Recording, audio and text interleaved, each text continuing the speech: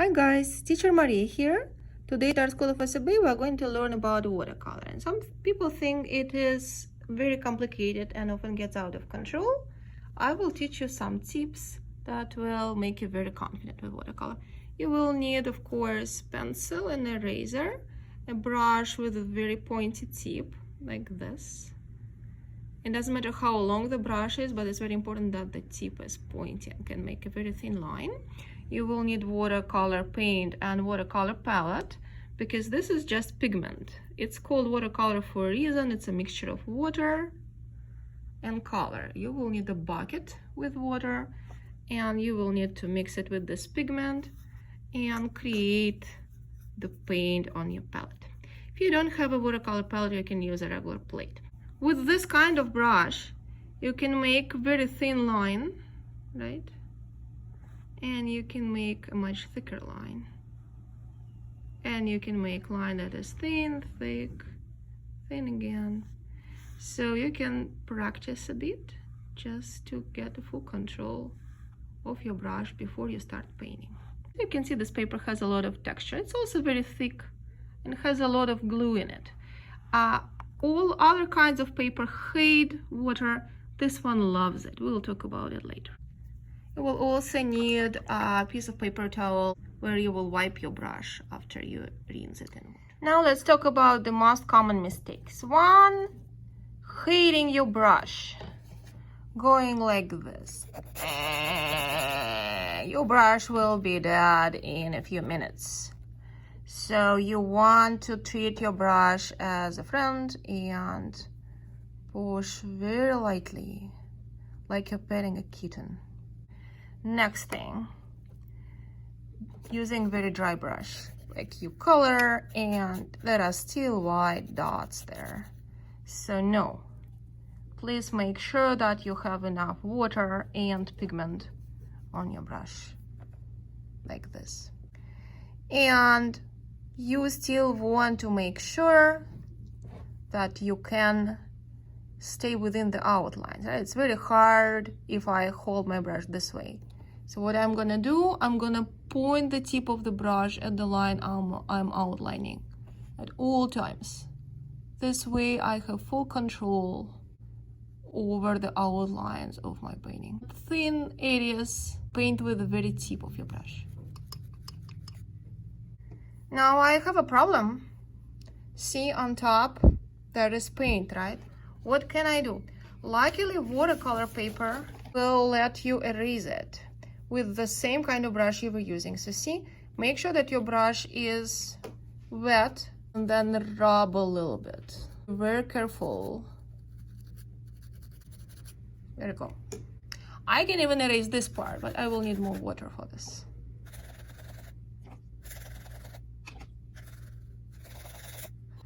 And this will also help me talk about the next mistake, a very common one.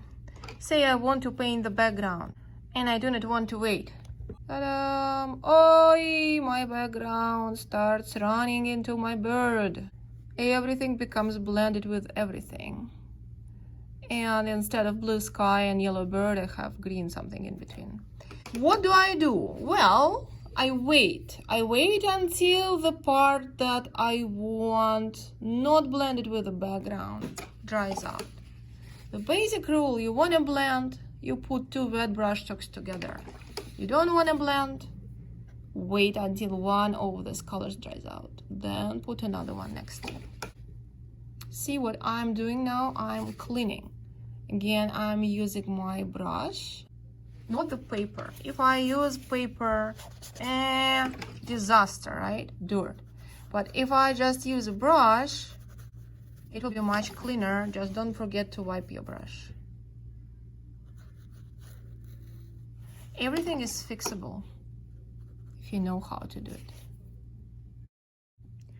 Try making such exercise, making a few rectangles that you will fill with watercolor washes and blends.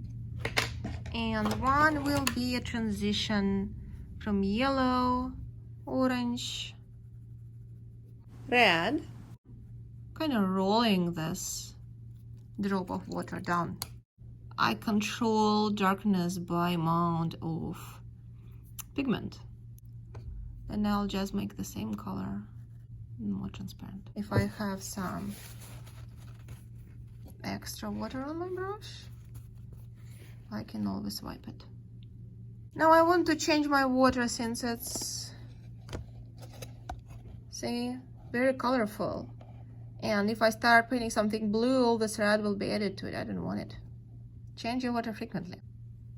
And next one will be transition from blue to green, darker blue. Now let's add yellow again. And we got another shade of green. Next one, let's try putting together colors that, if you mix them, will make something grayish. For example, it's gonna be red and green. Make sure that you do not have too much water here. Make sure that the blend is not too big. Like, see, this is a pretty big area of brown I will get. I don't want it. So I will wipe off this brown here and make this area almost dry. And then put some green. So transition will be pretty minimalistic. And over here I can do it again. You can keep an extra brush, can be a flat one, just to dry out some areas on your work. There you go. Very smooth and elegant transition. Alright, go ahead and try this before you start on your painting. So for our first project, which will be made out of just flat washes, I have selected a landscape by Voloshin. He's a well-known watercolorist, and his paintings are very simple. When you draw a seascape, make sure that horizon line is flat, please, and that it is parallel to the top of your painting. There will be a tree here. Everything that I will be painting, I want to be defined before I start, because in watercolor it is possible to fix, but it is much harder to fix. You need to have a plan. This area will be sun. I don't want my sun painted at all. It is the brightest thing in my landscape, right? Fix the shape of the sun. It should be all around. And I will color sky with my wet brush and clear water. Just clear water. But see, I'm not painting on the sun. I'm painting around the sun. So what will happen now, when I make a wash and add another color to this blend, it will blend very, very nicely. There will be no dry outlines anywhere in the sky. But I won't run over the sun just because my sun is not wet. This is my sky. Next thing, I might want to paint the water. And there is this reflection of the sun in water. Now this area is dry, so I can paint the distant hills. There will be several, accident. See, I'm fixing it by erasing it with my dry and clean brush. You can do that too. Right. I won't touch this area again because I want a hard outline of the next ground of hills. And it's still wet there. I won't touch it. What I can do now, I can do some foreground hills.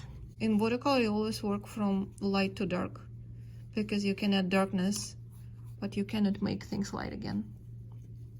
Hills are darker than the water. They will also have shadows. I'm gonna add these shadows later. This is called a flat wash. I just color something with a solid flat layer of paint. Now, should I start painting here? No, because again, there will be a blend, right? I don't want to blend. But I can paint in this area now. Also, I can fix this part again.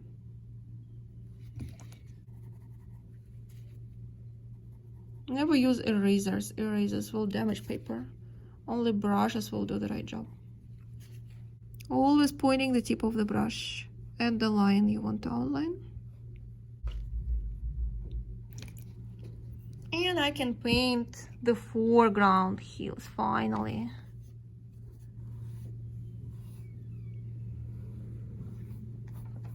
They are pretty yellow. I have kind of connection here and water started running.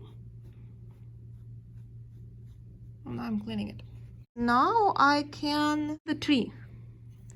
A tree is a silhouette against the sun, right? So it's gonna be opposite to the sun. Sun is light, the tree will be dark. Sun is warm, the tree will be cool. Probably purple color. Add a little bit of redness, some parts of the tree. Branches are at different angles, right? It's not completely flat. Versatile in color. Remember, branches are getting thinner at the end.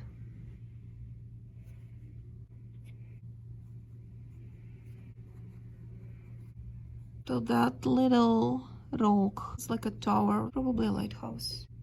You can add a couple of dots here and there, but as you can see, painting a landscape Voloshin style is very little of effort as long as you're doing your flat washes correctly. Go ahead and start on your own painting. You can use a reference for the landscape that's recommended. It can be Voloshin's painting, can be just a photograph, but it's important that you have very clear, distinguished background, foreground, and simple shapes like hills, water, probably some trees in front. All right, let's start the class.